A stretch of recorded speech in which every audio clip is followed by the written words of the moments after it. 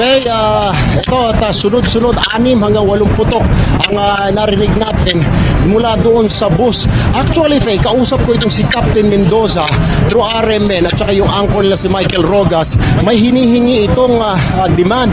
Napakawalan yung kapatid niya dahil namomonitor niya sa isang TV station, namomonitor niya na hinuli yung kanyang kapatid at ang request niya sa akin dahil ako raw pinakamalapit dito sa NCRPO van na hingin na pakawalan yung kapatid niya. So what I did was nilapitan ko itong NCR mobile van at sinabi ko yung ground, sinabihan ko yung ground commander na pakawalan yung kapatid. Subalit inabot pa ng ilang minuto, may tinawagan itong ground commander, pero ang nangyari ay sunod-sunod na naputok. Ang narinig natin 6 hanggang 7 putok na galing sa loob.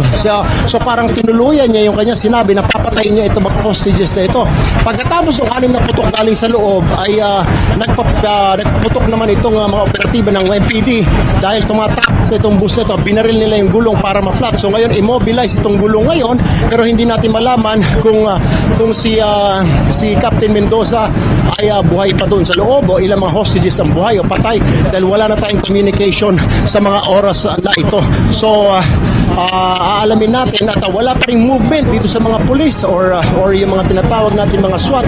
Mukhang wala pa, hindi pa nagpupunta ngayon doon sa lugar. So nag-scatter lahat ng mga tao dito, nagsitakbuhan maging ang media dahil hindi malaman ang direksyon ng fire. Pero kitang-kita ko mula sa aking kinaroroonan na yung mga kurtina gumagalaw doon sa loob, senyales na may pumuputok nga at yung isang bintana rito ay may pumutok na bala, and then may mga nagpaputok sa likod dito sa may loob ng sa may Quirino Grandstand at pinaputukan nga itong bus. Ang nangyari tuloy na flat itong bus at naging immobilize. Ang hinihingi niya, Faye, actually kanina ay pakawalan yung kapatid niya dahil na-monitor niya sa TV na ito'y hinuli ng mga pulis. Nagre-request siya through RMN, through sa akin dito sa Luneta Grandstand na sinasabi niya na pakawalan yung kanyang kapatid dahil nga nakikita niya dahil wala naman daw kasalanan.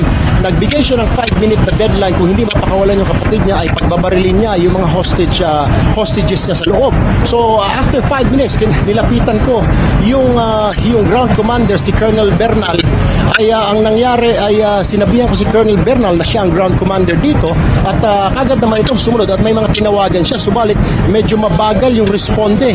Sumobra ng 5 minutes kaya bigla na lang sunod-sunod na putok ang naririnig natin, and at the same time habang kausap ko siya doon sa telepono, sa kasalinya ng aking telepono at nagmumura ito at sinasabi ay uubusin ko lahat ng mga hostages dito kung hindi niya pakawalan yung kapatid ko. So yan ang nangyayari, Faye, at ngayon ay wala tayong nakitang activity ngayon sa bus. Naka-stop ito ngayon, hindi na yata tumatakbo ang makina, maging yung flat na raw ito dahil tinamaan. Pinagbabaril ng mga SWAT na nasa kaposisyon dito sa may Quirino Grandstand, pinagbabaril itong gulong ng bus.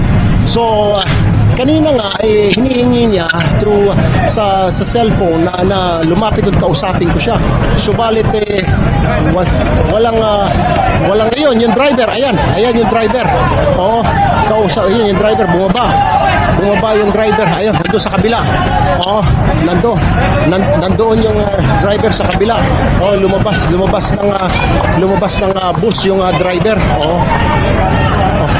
Oo, ayun na yung driver. Yun na nanggaling sa loob ng bus, tumakbo ito. So hindi natin malaman kung ano ang balita ngayon doon.